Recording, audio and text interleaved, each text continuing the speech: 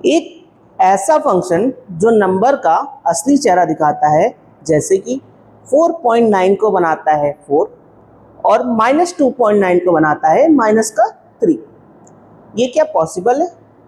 क्या आप कंफ्यूज हो रहे हो? बिल्कुल कंफ्यूज मत हो। आज इसी वाले में बात करेंगे, इसी टॉपिक पे बात करेंगे कि ये क्या चीज़ है और ये क्या होता है।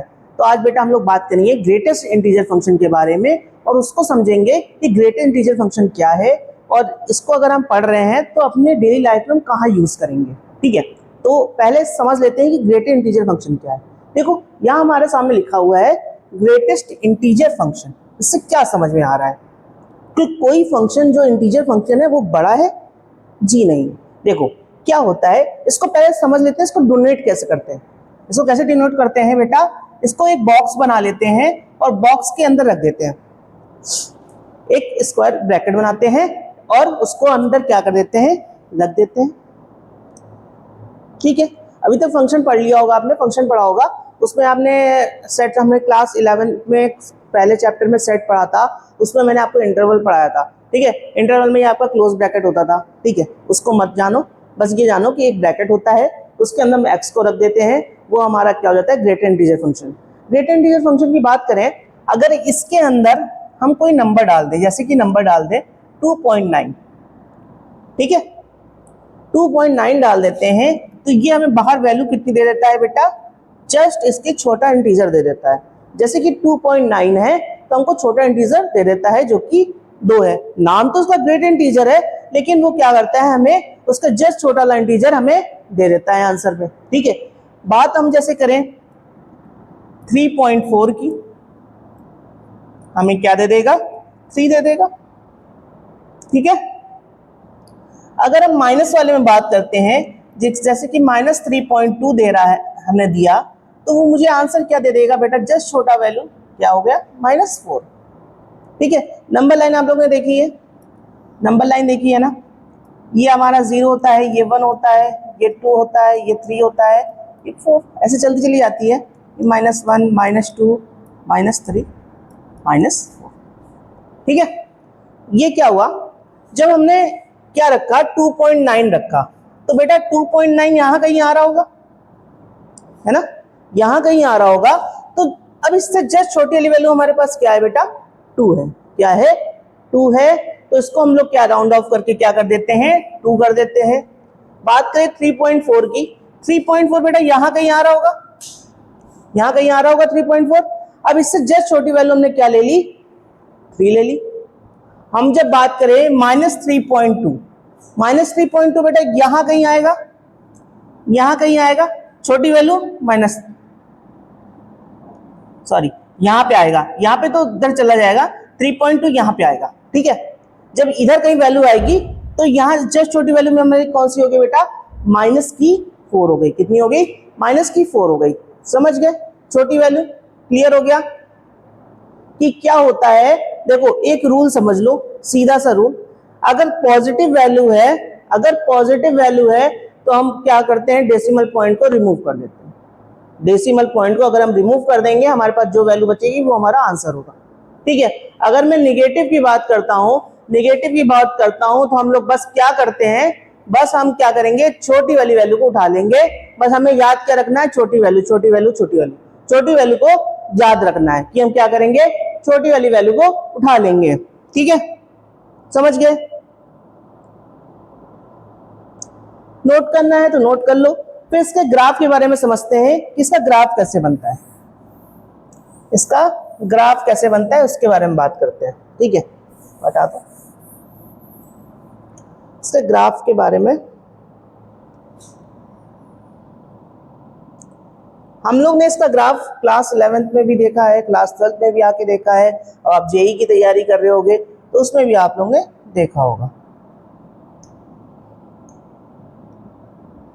एक बार मैं बना के देता हूं कि कैसे ग्राफ बनता है। ये आपका बेटा क्या होता है, एक मिनट, ये आपका ओरिजिन होता है। क्या होता है, ओरिजिन होता है। यहाँ पे हम वैल्यू ले लेते हैं 1 2 3 4 5 6। ठीक है, -1, -2, -3, -4, -5, -6। जब ये देते हैं 1, 2, 3, 4, 5, 6। सेम वैल्यू है इधर भी, -1, -2, -3, -4, -5 और ये -6। ठीक है, दिख रहा है? ठीक है। अब यहाँ पे हम कैसे बनाते हैं ग्राफ को वो देखते हैं। देखो क्या किया जाता है, जैसे कि हमने यहां से ग्राफ उठाया, ठीक है, तो यहाँ पे क्या होगा, जो इंटरवल होगा ना वो क्या होगा बेटा, क्लोज होगा। याद रखना, यहाँ पे क्लोज होगा। अब ये लाइन बनेगी, यहाँ पे इंटरवल ओपन हो जाएगा। क्या हो जाएगा? ओपन हो जाएगा। ठीक है।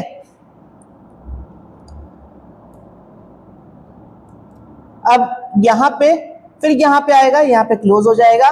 जब तक दूसरे इंटीजर तक नहीं जा रहा है तब तक की वो लाइन रहेगी और फिर ये ओपन रहेगा।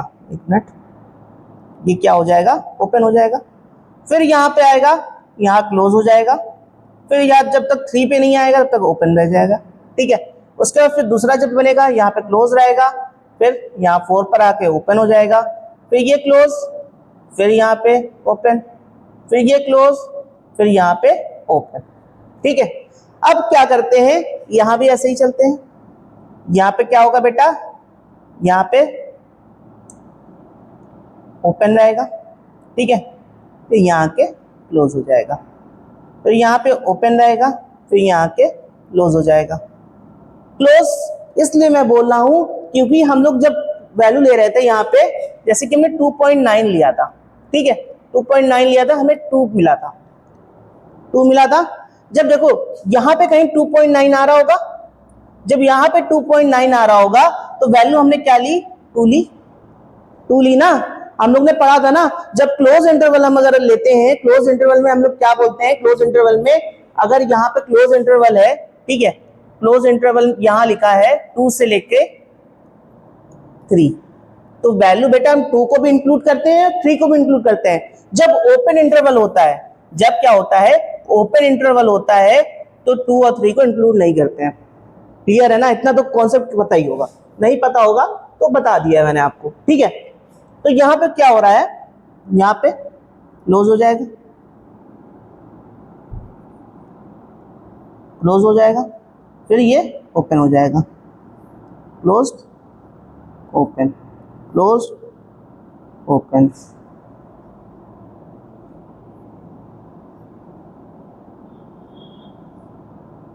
तो बेटा आपको यहाँ पे क्या दिखा? देखो सीढ़ियां बन रही है, सीढ़ियां देखो बन रही है कि नहीं बन रही है भैया? देखो सीधे देखो, आप अच्छे से देखो,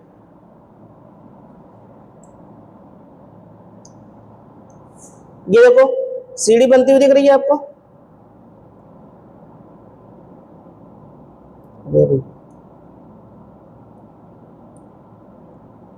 सीढ़ी बनती हुई दिख रही है, देखो दिख रही है ना? क्या हो रहा है ये? इसको बेटा क्या बोलते हैं? इसको हम दूसरा नाम ये भी बोलते हैं, इसको दूसरा नाम हम क्या बोलते हैं? इसका दूसरा नाम बेटा क्या होता है? इसको हम लोग बोलते हैं फ्लोर फंक्शन। क्या बोलते हैं? Floor function. क्लियर? समझ गया कि ग्राफ कैसे बनता है? अब बात करें इसका डोमेन और रेंज क्या होता है। बहुत इंपॉर्टेंट पॉइंट है, ये पेपर में अधिकतर पूछ लिया जाता है। तो अगर इसके हम डोमेन की बात करें बेटा, अगर हम इसकी डोमेन की बात करें तो डोमेन हम क्या बोल सकते हैं? डोमेन क्या होगा? डोमेन क्या होगा इसका? डोमेन बेटा यहाँ पे हम देख सकते हैं ना कि हम यहाँ पे कोई भी वैल्यू ले रहे हैं, डोमेन एक्स एक्सिस पे होता है। अगर एक्स हम ले रहे हैं कुछ भी, ठीक है, तो हमें वाई मिल रहा है। जब डोमेन हमने कुछ भी लिया तो domain x belongs to real number हो गया। क्या हो गया? X belongs to real number, मतलब रियल वैल्यू ले रहे हैं, कोई भी रियल वैल्यू ले रहे हैं। अब बात करते हैं रेंज, हमें आंसर क्या मिल रहा है? रेंज मतलब आंसर हमें क्या मिल रहा है बेटा? तो आंसर हमें क्या मिलता है, जो y होती है, रेंज होती है, वो क्या मिलती है हमें? इंटीजर मिलती है। इंटीजर वैल्यू मिल रही है, जैसे कि हमने 2.9 डाला तो 2 मिला, 3.4 डाला तो 3 मिला, और 5.8 डालेंगे तो 5 मिलेगा। तो मस्त क्या बात कर रहे हैं हम कि हमें जस्ट क्या मिल रही है, इंटीजर वैल्यू मिल रही है। कौन सी वैल्यू मिल रही है, इंटीजर वैल्यू मिल रही है। स्क्रीनशॉट ले लो जल्दी जल्दी।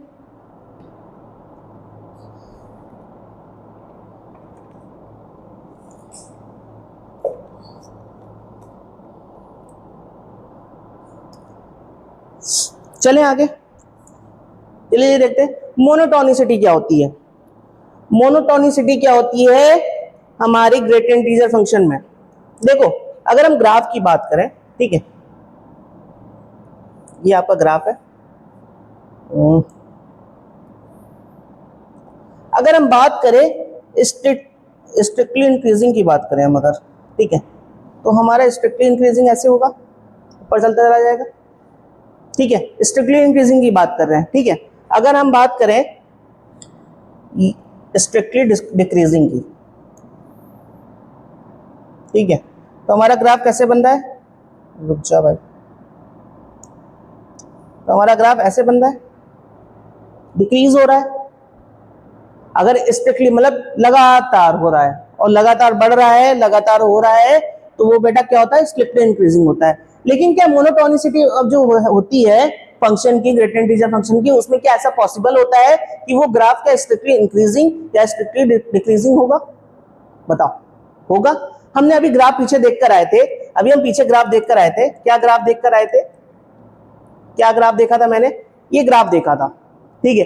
अब इस ग्राफ को आप देख के बताओ क्या ये एकदम से बढ़ रहा है या एकदम से घट रहा है, आप खुद ही देख लो। ये क्या ग्राफ एकदम से घट रहा है या एकदम से बढ़ रहा है, नहीं हो रहा है ना ही एकदम से घट रहा है ना ही एकदम से बढ़ रहा है। तो बेटा इसका जब मोनोटोनिसिटी की बात करते हैं, ठीक है, जब मोनोटोनिसिटी की बात करते हैं तो बेटा इसका ग्राफ देखो हमारा कैसे बनता है। इसका ग्राफ हमारा ऐसे बनता है, ठीक है, ऐसे बनता है, ऐसे बनता है। ये क्या होता है, ये हमारा मोनोटोनिसिटी का ग्राफ होता है। मतलब कुछ पॉइंट में कांस्टेंट आ रही है वैल्यू, कुछ पॉइंट में वैल्यू क्या कांस्टेंट आ रही है, तो ये बेटा हमारा क्या होता है, इंक्रीजिंग होता है। क्या होता है, ये हमारा इंक्रीजिंग होता है, नॉट स्ट्रिक्टली इंक्रीजिंग होता है, ठीक है, समझ में आया। डिक्रीजिंग होता है, ठीक है, नॉट स्ट्रिक्टली डिक्रीजिंग नहीं होता है, ठीक। ये पॉइंट को याद रखना, क्योंकि ये पॉइंट कभी कभी पूछ लिए जाते हैं। क्या होते हैं, पूछ लिए जाते हैं, देख लो।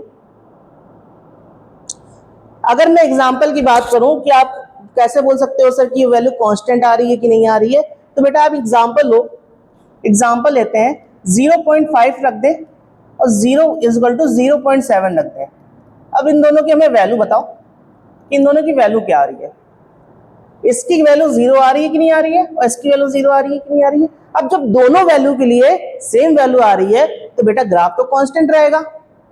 तभी मैं बात कर रहा हूं कि ये ग्राफ कांस्टेंट रहेगा। आप लोग ने देखा होगा, मैं रियल लाइफ में एग्जांपल बता रहा हूं कि कहां कहां आपने देखा है।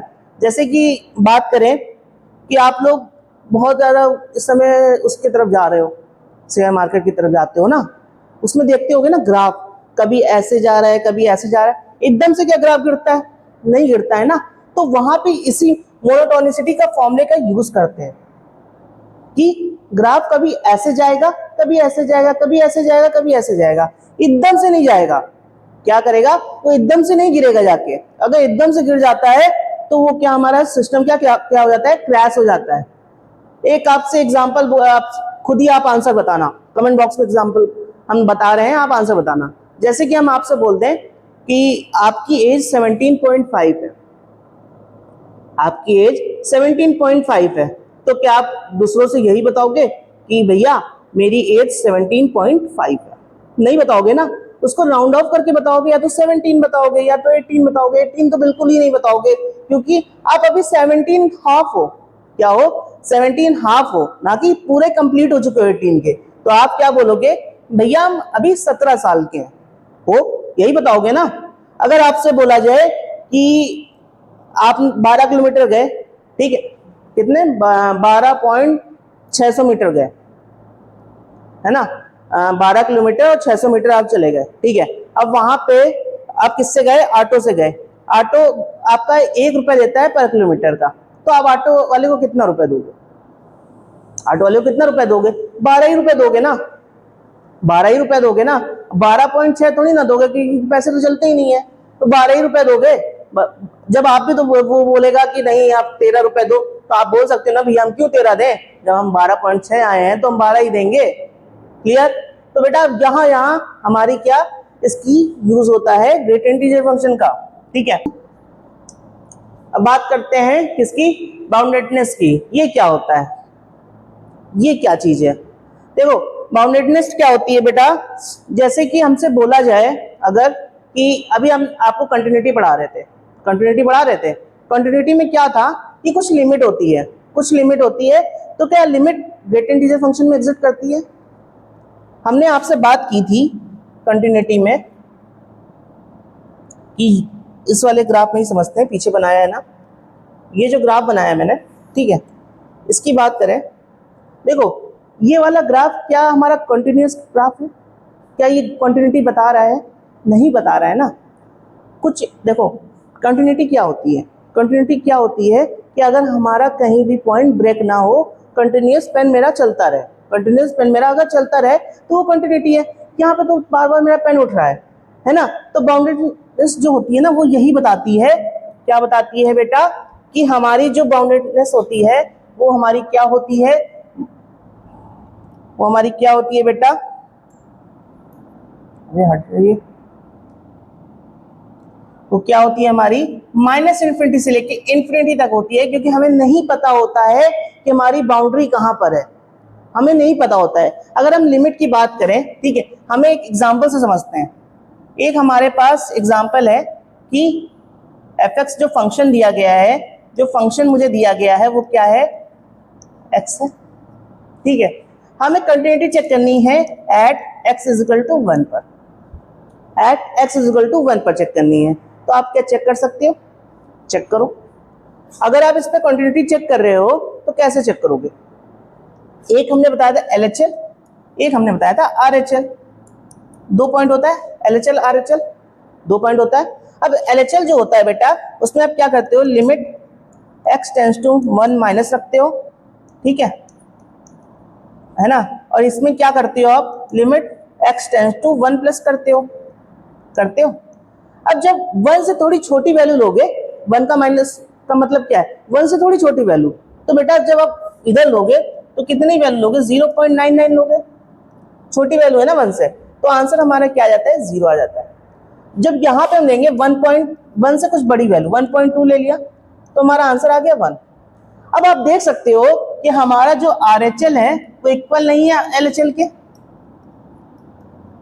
इक्वल नहीं है ना, तो यहाँ पे क्या हुआ, डिसकंटिन्यूटी आ गई। किस पे आ गई, अगर कोई इंटीजर पॉइंट लेते हैं, अगर हम कोई इंटीजर पॉइंट लेते हैं, अगर हम बात करें इंटीजर पॉइंट की, ठीक है, इंटीजर पॉइंट की बात करें, तो वहां पे हमारी क्या होगी बेटा, डिसकंटिन्यूटी होगी, क्योंकि हमारी वहां पे जो पॉइंट हमने दिया है यहाँ पे कि एट x इक्वल टू 1, वो एग्जिस्ट नहीं करेगा। ठीक है, अगर हम बात करें किसी एक इंटरवल की, ठीक है, जैसे कि हम बात करें 1,2, ठीक है, अगर हम इस इंटरवल की बात करें, हमने आपको पार्ट में बताया था, अगर नहीं देखा होगा तो वहां जाके वीडियो देखना, मेरी कंटिन्यूटी वाली वीडियो पे हमने क्या बताया था, एक कंटिन्यूटी होती है हमारी ओपन इंटरवल की। ओपन इंटरवल की कंटिन्यूटी क्या होती है कि देखो हम यहाँ पे कुछ पॉइंट के बीच में वैल्यू ले रहे हैं, ठीक है, जैसे कि हमने लिया 1/2 ले लिया, ठीक है, हमें चेक करना है एट x इक्वल टू 1/2 पे चेक करो। अब यहाँ पे 1/2 पे चेक करो, ठीक है, यहाँ पे पूरा खेल आपको समझ में आ जाएगा, ठीक है, पूरा खेल आपको समझ में आ जाएगा। 1/2 पे चेक करो, 1/2 कितना होता है, 0.5 होता है, ठीक है, 1/2 पे चेक करो। अब जब यहाँ पे 1/2 रख रहे हैं माइनस का, ठीक है, माइनस का 1/2 रख रहे हैं, तो बेटा हमारे पास कुछ ऐसे आ रही है वैल्यू, 1/2 मतलब 0.5 से थोड़ी छोटी वैल्यू, 1.5 से 0.5 से थोड़ी छोटी वैल्यू जो कि 0.3 होगी। अगर यहाँ रखें तो हमें आंसर 0 मिलेगा, ठीक है। जब हम 1/2 यहाँ पे रख रहे हैं तो मतलब कितनी, 0.5 से थोड़ी बड़ी वैल्यू, तो यहाँ पे 0.6 रख दें, हम 0.6 रख दें तो भी हमें आंसर बेटा 0 मिलेगा। तो यहाँ आप देख सकते हो कि हमारा RHL और LHL इक्वल आ गया। क्या आ गया, इक्वल आ गया। इक्वल आया। तो बेटा यहाँ पे क्या होता है ना कि अगर हम किसी एक इंटरवल की बात करें, जैसे कि ये देखो, ये एक इंटरवल है, ये एक इंटरवल है ना, अगर इसके बीच में हम कंटिन्यूटी चेक करते हैं तो वहां पे हमारा फंक्शन कंटिन्यूअस होता है। तो इसीलिए बोलते हैं कि हर एक टॉपिक के बिल्कुल अंदर आप घुस जाओ ना, आप उसको क्लियर कर लोगे कि ये चीज अगर बोल रही है तो कैसे बोल रही है। कि बहुत लोगों ने डाउट पूछा था, सर ग्रेट इंटीजर फंक्शन एक बार समझा दो, तो यहाँ पे मैंने समझा दिया कि कैसे ग्रेट इंटीजर फंक्शन में कंटिन्यूटी का यूज करते हैं। अभी आगे हम इंटीग्रेशन पढ़ेंगे, उसमें भी कंटिन्यूटी का यूज हो रहा है। कैसे यूज होता है, वहां पे हमें लिमिट दे देते हैं, 0 से 1 पे चेक करना है। ठीक है, जब 0 से 1 पे चेक कर रहे हैं तो वहां भी इंटरवल का यूज होता है, वो आपको आगे बताएंगे। इस वीडियो को हम ज्यादा लंबा नहीं करेंगे, कुछ 2 क्वेश्चन है इसको हम सॉल्व कर लेते हैं, आपका क्लियर हो जाएगा कि ग्रेट इंटीजर फंक्शन क्या होता है। ये जेई में पूछे जाने वाले क्वेश्चन है, तो ये क्वेश्चन आते हैं। देखो अब हमें बोल रहा है x क्या है, 2.9 है, find the value of x। x कितना है, 2.9 है, तो रख दो 2.9 रख दो, प्लस माइनस का 2.9 रख दो, प्लस 2.9 रख दो, प्लस 1/2 रख दो। सॉल्व कर लो जल्दी। 2.9 मतलब आंसर 2, माइनस का 2.9 मतलब आंसर माइनस का 3। ठीक है, यहां पे अगर हम बात करेंगे 2.9, इधर हमारे पास कितना आ जाएगा, 3.4 आ जाएगा, कैलकुलेट करके देख लेना। ठीक है, यहां से 2 मिला, माइनस का 3 प्लस का 3, तो हमारा बेटा आंसर क्या आ गया, 2 आ गया। क्या आ गया, 2 आ गया। तो x की वैल्यू कितनी हो गई, 2 हो गई। ये हमारा सही आंसर है। ठीक है, अगला क्वेश्चन देख लो। अगला क्वेश्चन क्या बोल रहा है कि x बिलोंग कर रहा है, कोई इंटरवल दिया गया 1 से 2 के बीच में, then the value of x। अब ये थोड़ा ट्रिकी क्वेश्चन है। ट्रिकी इसलिए है ना कि आप इसमें कंफ्यूज जाओगे। कंफ्यूज क्या हो जाओगे कि भैया यहाँ पे 1 रखें या 2 रखें। भैया दोनों नहीं रखना है, यहाँ पे दोनों नहीं रखना है, क्योंकि ये ओपन इंटरवल है। ओपन इंटरवल का मतलब क्या होता है कि हम इन दोनों वैल्यू को इंक्लूड नहीं करेंगे। ब्रैकेट का ध्यान देना, अगर इक्वल का लगा होता, कौन सा वाला ब्रैकेट, जो आपका स्क्वायर ब्रैकेट होता है, ये वाला ब्रैकेट अगर लगा होता, तब हम 1 2 को लेके आराम से आंसर निकाल सकते थे। तो हम यहाँ पे हम किस पे निकाल सकते हैं, 1 और 2 से थोड़ी छोटी वैल्यू, 1 और 2 के बीच में जो वेरी करे, तो कैसे कर निकाल सकते हैं। 1 और 2 के बीच में अगर हम एट x इक्वल टू हम ले लें 1.3, 1.3 ले लो, लाई करेगी ना 1 और 2 के बीच में, करेगी ना। जब हम एट x इक्वल टू 1/3 लेते हैं तो 1.3, 2 इंटू 1.3 मल्टीप्लाई है। ठीक है, 3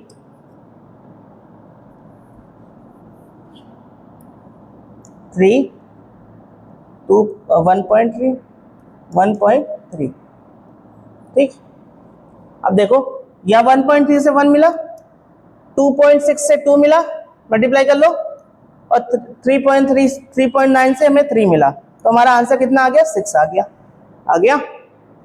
तो यहां पे हमने क्या देखा, x अगर हम बिलोंग कर रहा है कहां से लेकर, अगर 1 से लेकर, ठीक है, 4/3 तक बिलोंग कर रहा है, इसको इक्वल का साइन लगा देते हैं क्योंकि इसको इंक्लूड किया मैंने। ठीक है, अगर यहां पे बिलोंग कर रहा है तो हमारा क्या है, वैल्यू कितनी आएगी, 6 आएगी। अगर हम यही बात करें 1.5 की, at x equal to 5, at x equal to 1.5, इस पे चेक करें, इस पे चेक करके आप लोग कमेंट बॉक्स में आंसर देना कि उस पे वैल्यू क्या आ रही है। ठीक है, नोट कर लो जल्दी, नोट डाउन करो।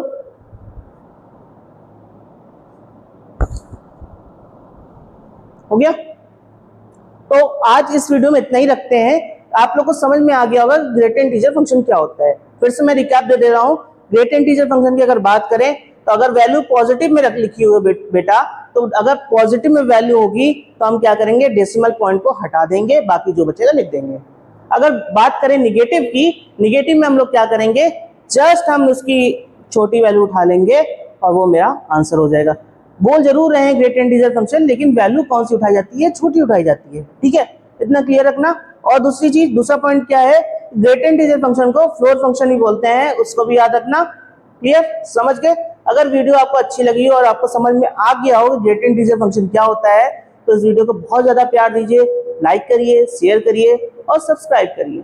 Thank you.